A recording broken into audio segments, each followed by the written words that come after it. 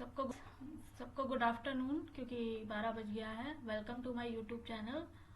और हमने अपना चैनल को दोबारा कंटिन्यू करने की कोशिश करी है आज से, और हम करंट अफेयर्स लेके आए हैं आप सभी के सामने। ठीक है, बहुत शॉर्ट में है करंट अफेयर्स। ये नहीं कि आपको घंटों बैठ के पढ़ना है, आप आराम से पढ़ सकते हो। और लेकिन पढ़ने के बाद एक आप लोग से रिक्वेस्ट है कि इसको रिवाइज जरूर कीजिएगा, क्योंकि रिवाइज नहीं करते हैं तो आगे का पढ़ते जाते हो, पीछे का भूलते जाते हैं। ठीक है, तो रिवाइज जरूर करिएगा। और कोई इस वीडियो में कोई इधर उधर की फालतू बातें नहीं होंगी, लेकिन बस सिर्फ करंट अफेयर्स में मुश्किल से 10 मिनट का, हार्डली 10 से 15 मिनट का केवल होगा, और मोस्ट इम्पॉर्टेंट जो क्वेश्चन है बस वही होंगे।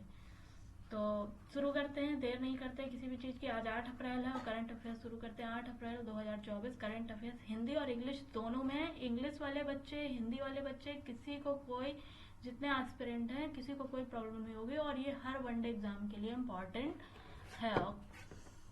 तो स्टेट लेवल, जो भी स्टेट लेवल एग्जाम्स है या सेंट्रल गवर्नमेंट के एग्जाम है, सब में इम्पॉर्टेंट है। चलिए शुरू करते हैं हम अपने पहले क्वेश्चन से। वर्ल्ड हेल्थ डे, तो क्या है ये वर्ल्ड हेल्थ डे?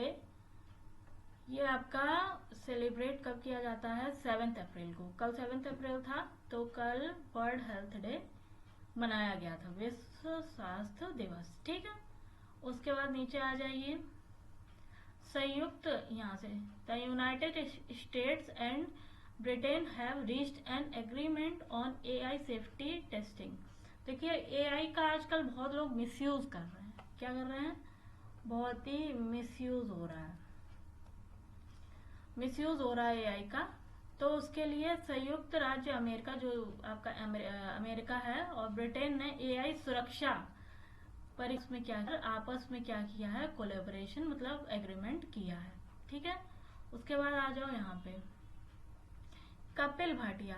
देखिए, कपिल भाटिया को hotel investment conference south Asia, ये है इसका, ये देखिए एब्रीवेशन इसका जो है HICS है। ठीक है, इसको हिक्सा पढ़ सकते हैं, लेकिन हिक्सा का फुल फॉर्म ये लिखा है यहाँ से और यहाँ तक, hotel investment conference south Asia. 2024 में प्रतिष्ठित लाइफ टाइम अचीवमेंट अवार्ड से सम्मानित किया गया है। किसको? कपिल भाटिया जी को। किसको? कपिल भाटिया जी को। कपिल भाटिया जी को, ये याद रखना है। ठीक, उसके बाद आ जाइए नीचे।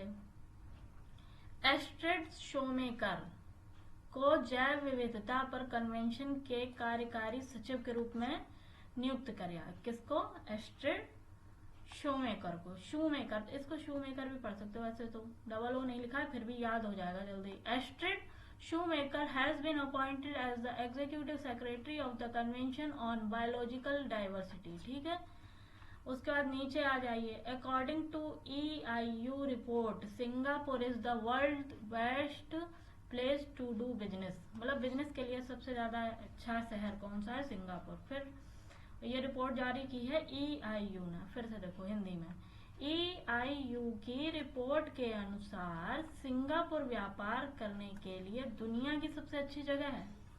भाई बिजनेस करना हो तो निकल लो सिंगापुर, समझ रहे हैं? उसके बाद नीचे आ जाओ। कोस्टल सिक्योरिटी एक्सरसाइज, देखिए कोस्टल सिक्योरिटी एक्सरसाइज सागर कवच। क्या है आपकी? सागर कवच।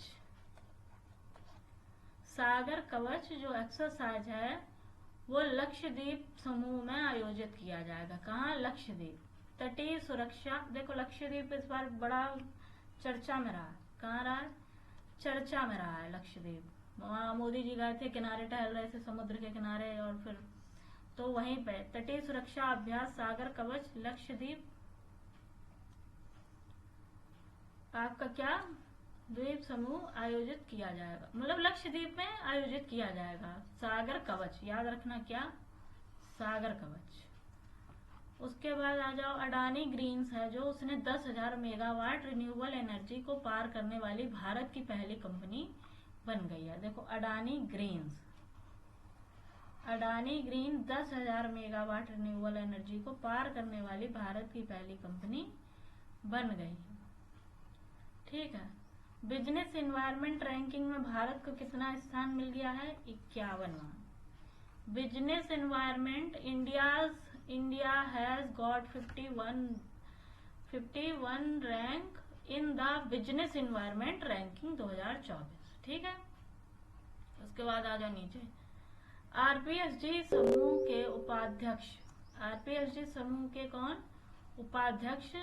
शाश्वत गोयनका, शाश्वत गोयनका जी हैं। इनको WEF यंग ग्लोबल लीडर्स 2024 में नामित किया गया है। आरपीएसजी समूह के उपाध्यक्ष शाश्वत गोयनका को WEF यंग ग्लोबल लीडर्स 2024 में नामित किया गया है। भारत सरकार ने, अब देखिए यहाँ तक हो गया।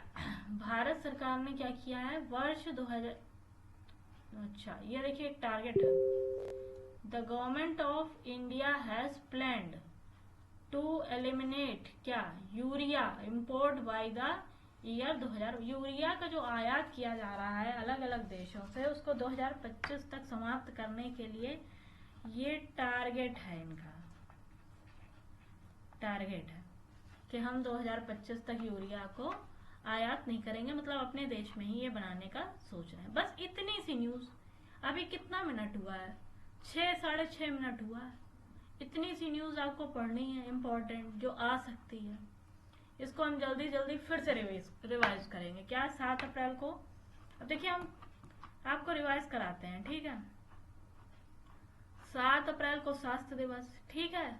यूरिया आयात 2025 तक बात हो गई है। शाश्वत गोयनका को आरपीएसजी समूह के उपाध्यक्ष में जो यंग ग्लोबल लीडर्स अवार्ड है वो मतलब नामित किया गया है।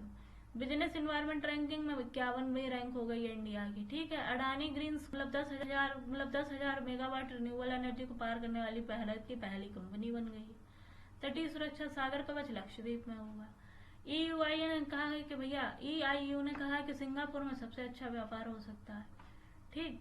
उसके बाद एस्ट्रिड शूमेकर बताया था, इनको क्या हो जैव विविधता पर कन्वेंशन के कार्यकारी सचिव के रूप में नियुक्त कर लिया गया है। लाइफ टाइम अचीवमेंट अवार्ड किसको मिल गया है? कपिल भाटिया को, हिक्सा के लिए, ठीक।